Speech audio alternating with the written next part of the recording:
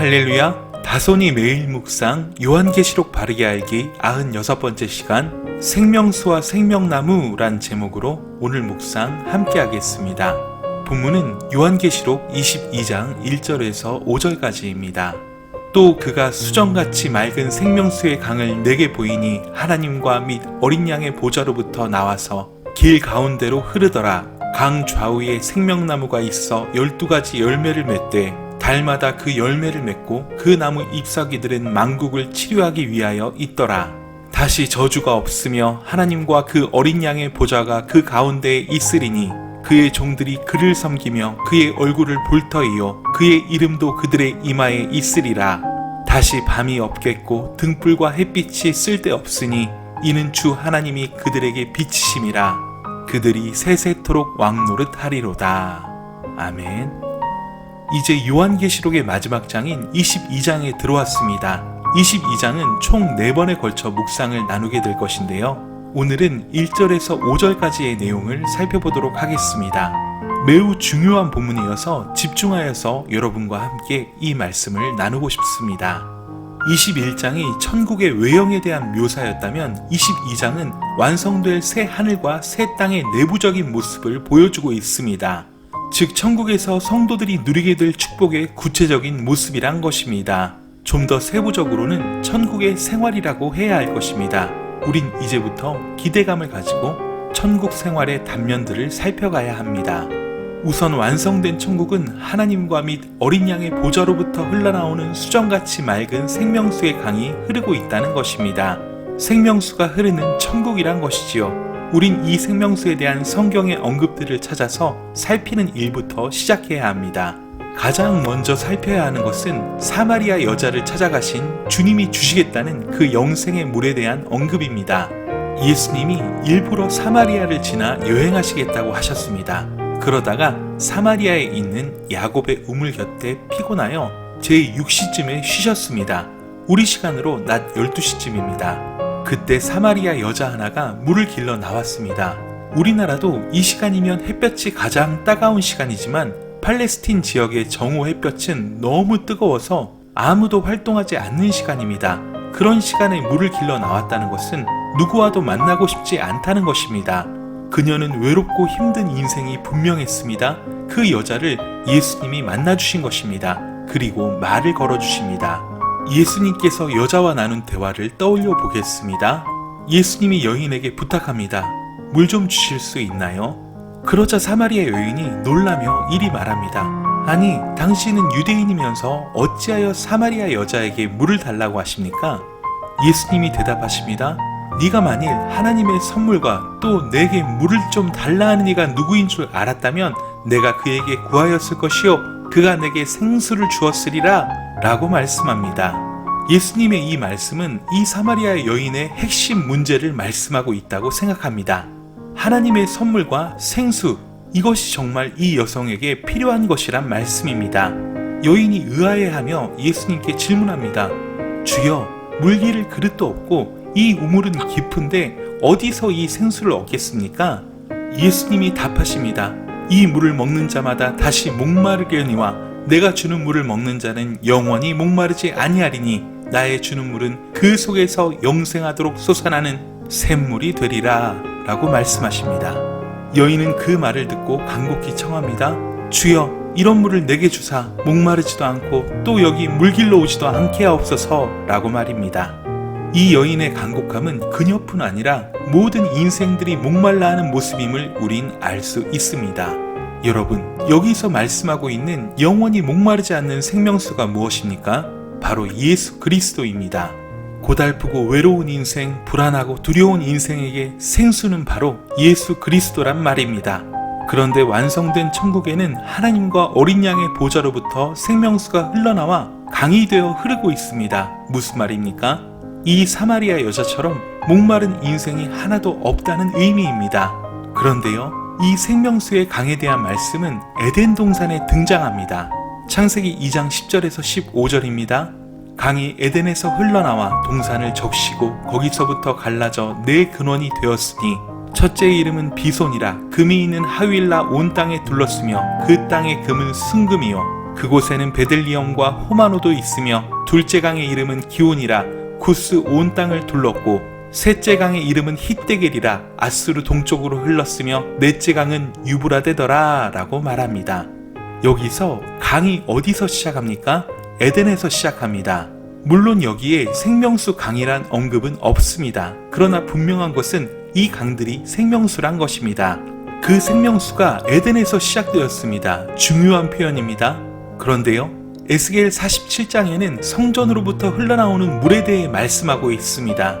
물론 에스겔이 본 환상입니다. 특히 12절을 보면 이렇습니다. 강 좌우 과에는 각종 먹을 과실나무가 자라서 그 잎이 시들지 아니하며 열매가 끊이지 아니하고 달마다 새 열매를 맺으리니 그 물이 성소를 통하여 나옴이라. 그 열매는 먹을만하고 그 잎사귀는 약 재료가 되리라. 어떻습니까? 완성된 새 예루살렘의 모습과 흡사하지 않습니까?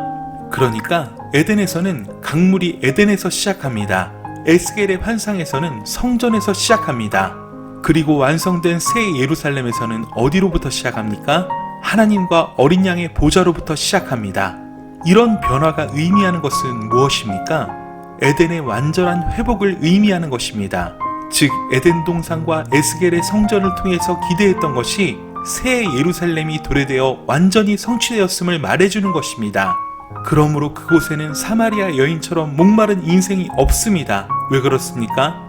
길 가운데 생명수의 강물이 흘러넘치기 때문입니다. 어디서부터 나오는 생명수입니까?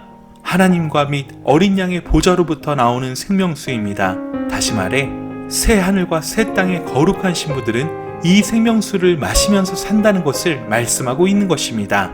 다시는 목마르지 않고 애통하는 것이나 곡하는 것이 없는 천국은 바로 이런 생명수를 늘 마신다는 사실입니다. 자, 그런데요, 2절에 의하면 그 생명수가 흐르는 강 좌우에 생명나무가 있어서 12가지 열매를 맺되 달마다 그 열매를 맺고 그 나무 잎사귀들은 만국을 치료하기 위하여 있더라 라고 말씀합니다. 생명수에 이어서 이제는 생명나무가 등장합니다. 이 생명나무는 창세기에서 얼마나 중요하게 다뤘습니까? 다시 그 기억들을 되돌아보면서 생명나무의 중요성을 살펴보도록 하겠습니다. 생명나무는 처음 창세기 2장 9절에 생명나무와 선악을 알게 하는 나무가 있었다는 것 외에 다른 말씀이 없었습니다. 그래서 처음 생명나무에 대한 언급이 있을 때에는 생명나무가 가지는 의미가 미미합니다. 그러나 인간이 타락하고 나자 생명나무가 갑자기 중요한 나무로 부각되면서 두루 도는 화영검으로 지키시는 나무가 됩니다. 창세기 3장 22절입니다. 여호와 하나님이 이르시되 보라, 이 사람이 선악을 아는 일에 우리 중에 하나같이 되었으니 그가 그의 손을 들어 생명나무 열매도 따먹고 영생할까 하노라 하시고 합니다. 따라서 생명나무가 중요하게 부각되는 시점은 타락 이전이 아니라 타락 이후입니다. 이 말은 타락 이전의 인간은 생명나무의 유무와 상관없이 영생하는 존재였다는 사실을 알게 해줍니다. 실제로 하나님은 선악을 알게 하는 나무를 가지고 약속을 체결하실 때 그 열매를 먹는 날에는 죽고 또 죽으리라고 말씀하셨습니다. 여기서의 죽음은 육적인 죽음뿐 아니라 영적인 죽음 모두를 의미하는 것으로 보아야 합니다. 실제로 인간은 타락함으로 하나님과 분리되는 영적인 죽음과 육체적으로 사망이 왕노릇하는 죽음의 법에 지배를 받게 되었습니다.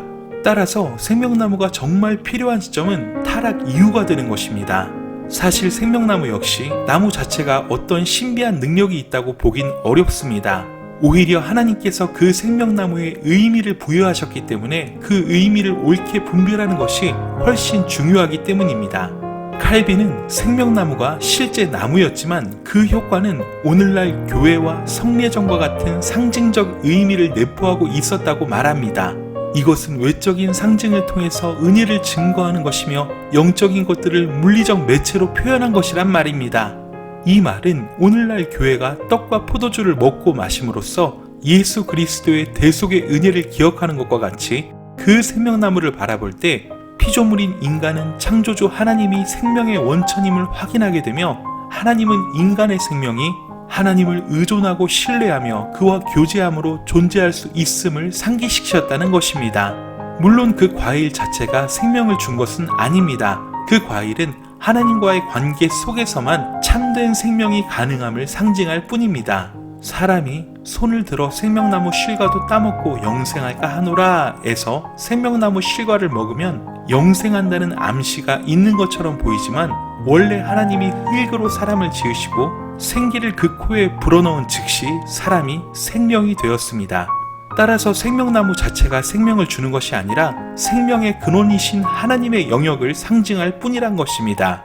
따라서 하나님을 반역한 인간이 이제 따먹어서는 안 되는 생명나무 실과를 따먹고 하나님을 떠나 스스로 영생하려고 하는 것을 차단했다는 의미로 해석해야 하는 것입니다.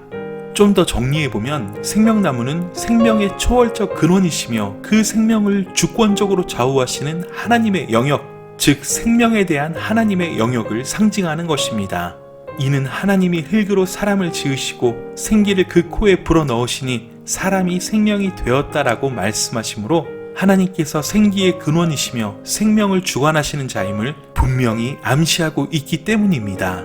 칼빈은 생명이 하나님으로부터 비롯되었다는 사실을 기억하여 단순히 인간이 자기 힘으로 사는 것이 아니라 하나님의 사랑과 자비에 의해 살아가는 것이며 생명이 하나님께로부터 유래한 것을 인정하게 하려는 의도였다고 말하고 있습니다. 그런데 인간이 타락하고 에덴 동산에서 추방당했습니다. 생명나무는 이제 아무도 접근할 수 없도록 두루 도는 화영검으로 봉쇄되었습니다. 이것이 의미하는 바가 무엇입니까?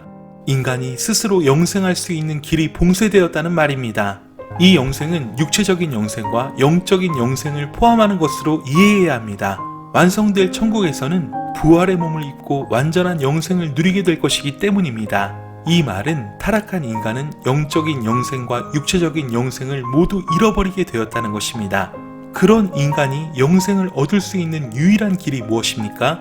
그것은 예수 그리스도를 구주와 주님으로 영접하는 것입니다. 그래서 요한복음 1장 4절에는 예수 그리스도 안에 생명이 있었으니 이 생명은 사람들의 빛이라고 설명합니다. 그 생명 되신 예수 그리스도를 영접할 때 인간은 이 땅에서 영생을 맛보고 살다가 장차 주님 다시 오실 때 완전한 부활의 몸으로 영생을 누리게 되는 것입니다. 생명나무는 바로 이 그리스도를 상징하는 것입니다. 그런데 구약시대에는 이 그리스도가 실체로 보여진 것이 아니라 모형으로 보여졌다는 것입니다. 그래서 구약의 백성들은 모형을 통해서 그리스도를 바라보고 영생을 사모하면서 살아간 것입니다. 즉 두루도는 화영검으로 봉인된 생명나무는 그리스도를 구주와 주님으로 영접하는 자들에게 영생을 주시는 비밀이 되었습니다. 믿음의 눈으로 그 비밀을 바라보는 사람들에게만 영생이 허락된 것입니다. 이것은 유월절을 지키는 이스라엘 백성들의 모습에서 잘 드러나는 것입니다. 그들이 믿음으로 유월절 어린 양의 피를 문 임방과 설주에 바를 때 그들은 그들의 신분이나 학력, 미취에 관계없이 구원을 받게 되었습니다. 이 구원은 예수 그리스도로 말미암는 구원을 상징적으로 그려주는 것입니다. 그때 그 유월절 어린 양의 피가 그들을 유월, 즉 넘어가게 한 것입니다. 레위기에서는 이 어린 양의 피에 대해서 육체의 생명은 피에 있음이니 내가 이 피를 너희에게 주어 단번에 너희의 생명을 위하여 속하게 하였나니 생명이 피에 있으므로 피가 죄를 속하느니라 라고 말씀합니다. 이 말씀은 생명의 상징인 양의 피를 흘려 이루어지는 생명의 속죄를 말하고 있습니다. 이 피 흘림의 제사는 유월절 어린 양과 대속죄일의 어린 양 또한 아사셀 양의 세상죄를 지고 가는 하나님의 어린 양의 그림에서 예수 그리스도를 구체적으로 지칭하고 있음을 드러냅니다. 그래서 히브리서 기자는 그리스도의 십자가가 유월절 어린 양의 피의 실체라는 사실을 명백하게 증거하고 있는 것입니다. 그리고 계시록 7장 14절, 22장 14절에서 생명나무가 예수 그리스도란 것을 분명하게 밝히고 있습니다. 계시록 7장 14절을 보면 큰 환란에서 나오는 사람들에 대해 언급하면서 이들이 어린 양의 피에 그 옷을 씻은 사람들이라고 말씀하고 있습니다. 특히 계시록 22장 1절과 2절은 수정같이 맑은 생명수의 강을 보여주셨는데 그 강이 하나님과 및 어린 양의 보좌로부터 나서 길 가운데로 흐르는데 그 광 좌우에 생명나무가 있어 실과를 맺고 그 잎사귀가 만국을 소성케 한다고 말씀합니다. 그리고 14절에는 두루마기를 빠는 자들이 복이 있는데 저희가 생명나무에 나아간다고 표현하고 있습니다. 두루 도는 화영검으로 봉인된 생명나무가 봉인이 완전히 풀리고 하나님의 백성들이 생명나무에 나아간다는 것입니다. 이것은 계시록 2장 7절에서 아주 확연하게 드러나는 것입니다. 귀 있는 자는 성령이 교회들에게 하시는 말씀을 들을지어다. 이기는 그에게는 내가 하나님의 낙원에 있는 생명나무의 열매를 주어 먹게 하리라 기록하고 있습니다. 여기서 이긴다는 표현이 의미하는 것은 믿음으로 42달의 기간을 승리하는 것을 의미합니다. 끝까지 믿음의 정절을 지키고 승리한 사람들을 의미하는 것입니다. 그런 사람들에게 생명나무를 주어 먹게 한다고 말씀합니다. 그리고 22장에서는 그 생명나무가 생명수 강 옆에 많은 열매를 맺으면서 존재하는 것입니다. 이것은 물론 상징적으로 에덴에서 잃어버린 영생이 완전하게 회복되어 새 예루살렘에 있는 어린 양의 신부들은 누구나 생명나무 실과를 먹을 수 있게 되었음을 말해주는 것입니다. 그러니까 에덴에서 잃어버린 영생을 완전히 회복한 것입니다. 결국 생명수 강과 생명나무는 완전한 회복을 상징하는 것이란 말씀입니다. 영원한 구원과 영생을 누리게 된 천국의 상태를 상징적으로 표현하는 것입니다. 잎사귀가 치료한다는 것은 에스겔의 예언을 인용한 것입니다. 질병이 있어서 치료가 아니라 생명수가 흐르는 곳마다 치유와 회복이 있다는 것을 말씀하고 있는 것입니다. 그러므로 생명수와 생명나무는 둘 다 천국 생활의 단면을 보여주는 것들인 것입니다. 생명나무가 흐르고 생명나무가 열매를 맺어 누구든지 영생하는 그러한 나라, 그것이 영원한 천국이란 것입니다. 특히 생명나무의 봉인이 풀려 누구든지 먹게 되었다는 것에서 에덴에서 잃어버린 영생을 회복했다는 것을 알 수 있습니다. 완성된 천국에는 다시 없는 것들과 영원히 존재하는 것들이 있습니다. 다시 없는 것은 첫 번째 저주가 없습니다. 이 저주는 에덴에서 인간이 타락했을 때 주어진 저주를 말씀하고 있습니다. 사람이 그 가운데 살며 다시는 저주가 있지 아니하리니 예루살렘이 평안히 서리로다 라는 스가랴 14장 11절의 성취입니다. 즉, 첫 창조에 속한 고통들이 모두 사라진다는 의미인 것입니다. 5절에 다시는 밤이 없다고 말씀합니다. 이것은 요한복음에 이미 언급된 것처럼 어두움으로 상징되는 모든 악을 말하는 것으로 보아야 합니다. 등불과 햇빛이 쓸데없다는 것은 시간의 지배에서 벗어나게 되었음을 말해줍니다. 어두움도 등불과 햇빛도 필요 없다면 사시와 연한의 질서가 없어진 것입니다. 그러면서 그곳에는 하나님의 영광의 빛이 비춰진다고 말씀합니다. 하나님과 어린 양의 보좌가 그 가운데 있다고 말씀합니다. 거기서 그의 종들, 즉 하나님의 백성들, 어린 양의 신부들이 하나님과 얼굴을 대면하여 보게 될 것이라고 말씀합니다. 우리 주님이 마음이 청결한 자는 하나님을 볼 것이라고 말씀하셨는데 그 말씀대로 이루어진 것입니다. 하나님과 에덴에서 누렸던 친밀한 교제가 회복된 것입니다. 그리고 그렇게 세세토록 왕노릇하게 될 것입니다. 이것이 믿음으로 승리한 성도들이 누리게 될 복인 것입니다. 천국을 이 땅에서 누리는 보화와 재물, 화려한 건물로 상상하지 마시기 바랍니다. 하나님과 영원히 함께 교제하는 에덴의 회복이야말로 가장 큰 축복인 것입니다. 여기에 그 어떤 차등의 개념도 존재하지 않고 있음을 늘 놓치지 마십시오. 누구든지 믿음으로 승리한 사람들에게 이 천국은 현실이 될 것입니다. 생명수가 흐르고 생명나무 실과를 먹으며 세세토록 왕노릇하는 천국, 그 천국을 소망하는 믿음이 오늘 고난의 시대를 이기는 소망의 근거가 되는 것입니다.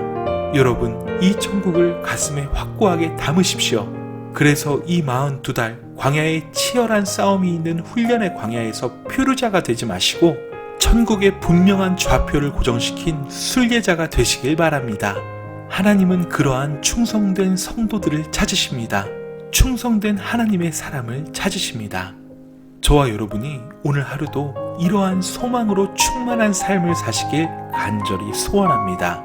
또 충성된 하나님의 사람으로 지명되는 하루가 되시길 간절히 소망합니다. 우리에게 영원한 천국 하나님 나라가 있음을 기억하시기 바랍니다. 강하고 담대하여 승리하세요. 사랑하고 축복합니다. 샬롬.